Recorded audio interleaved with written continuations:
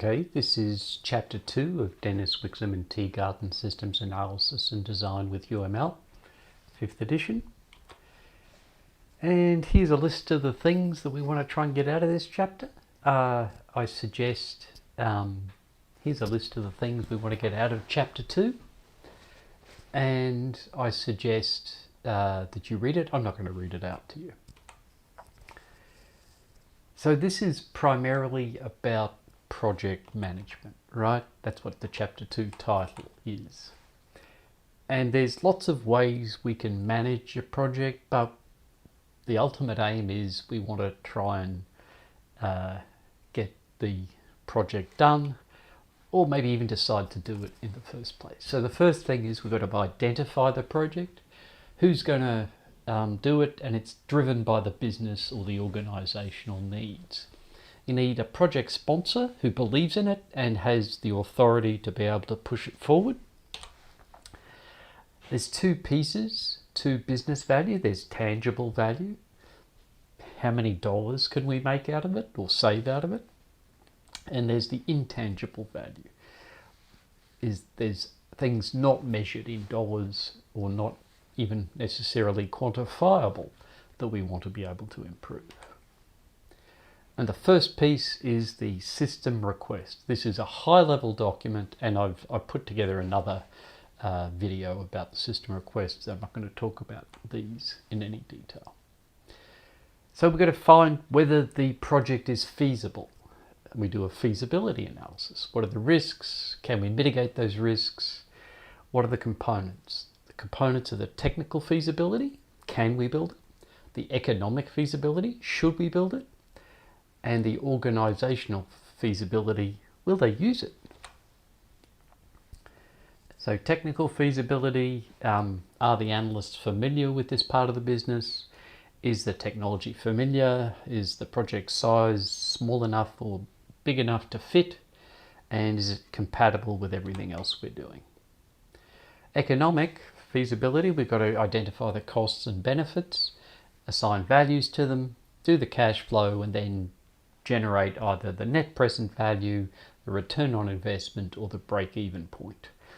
Usually just one of those methods is good enough, and usually the company will only use one for all projects.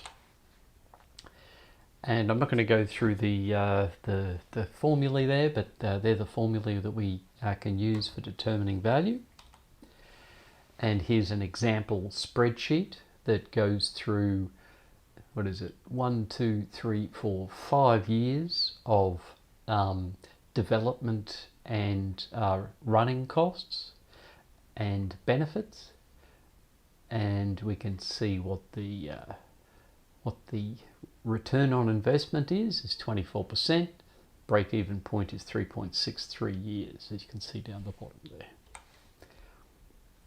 And there's a plot of the two. We've got the costs in white, and we've got the cumulative benefits in the black dots. And then we've got to talk about organisational feasibility, and you need to ensure you capture all the stakeholder information and make sure there's no hard stops against the organisation. If you've got a portfolio of projects, then you need to compare them against each other. And the idea with a portfolio of projects is you want to keep a mix of projects, and they're mixed based on size, risk, and purpose. You don't want to put all your eggs in one basket, as the cliche goes.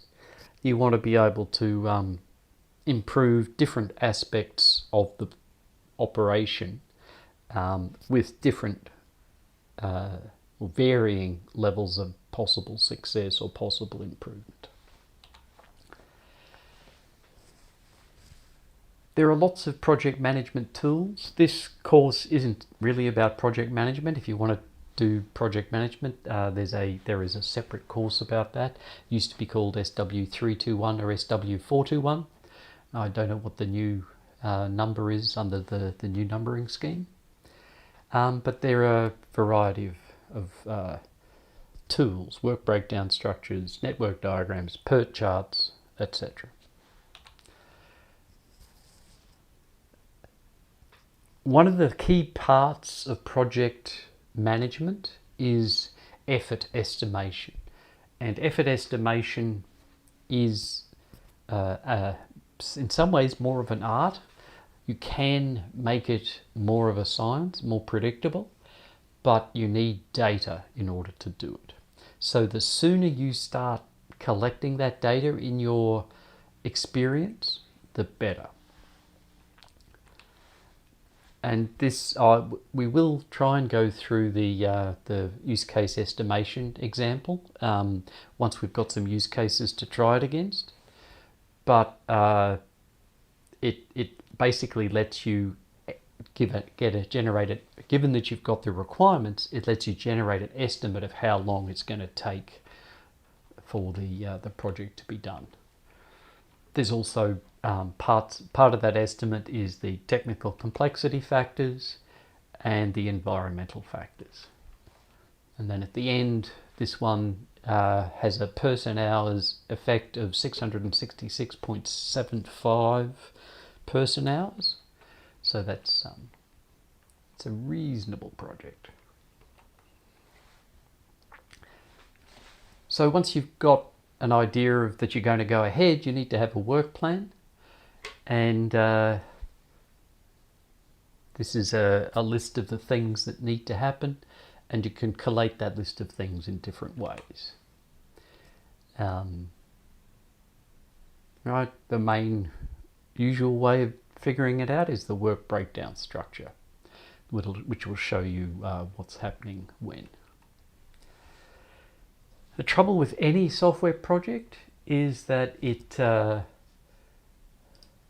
there's several possible stakeholders, and they all want different things out of the project, and they're likely to want to change what the project does after the project starts.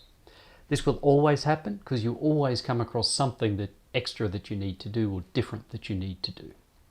So scope management is a key piece of what you need to do for the project.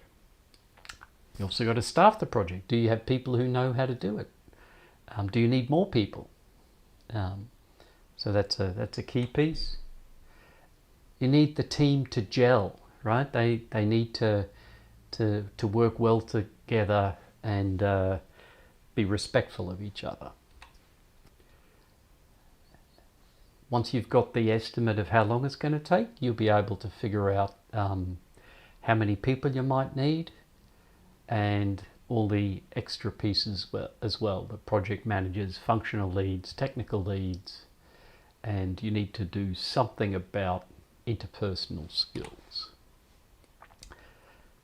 Motivation is a huge part of getting any project done.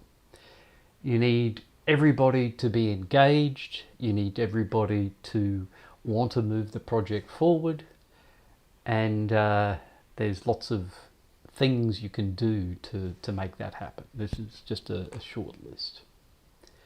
Conflict will always happen in a project, whether it's about personalities or whether it's about technical differences. You've got to deal with it. As a project manager, if you manage a project, you have to deal with it. Even if you're not a project manager, there will be a time when there is conflict in the project you're on. So we have to figure out how to deal with it. Another piece is what environment are you using? What tools do you have? What infrastructure is there? Do you have a document repository? Do you have an issue bank? Do you have a configuration management? Right? All sorts of stuff that you need in order to execute the project. And that is a very, very quick overview of Chapter 2 of Dennis Wixom and Tegarden, System Analysis Design with UML. Chapter 2 about project management.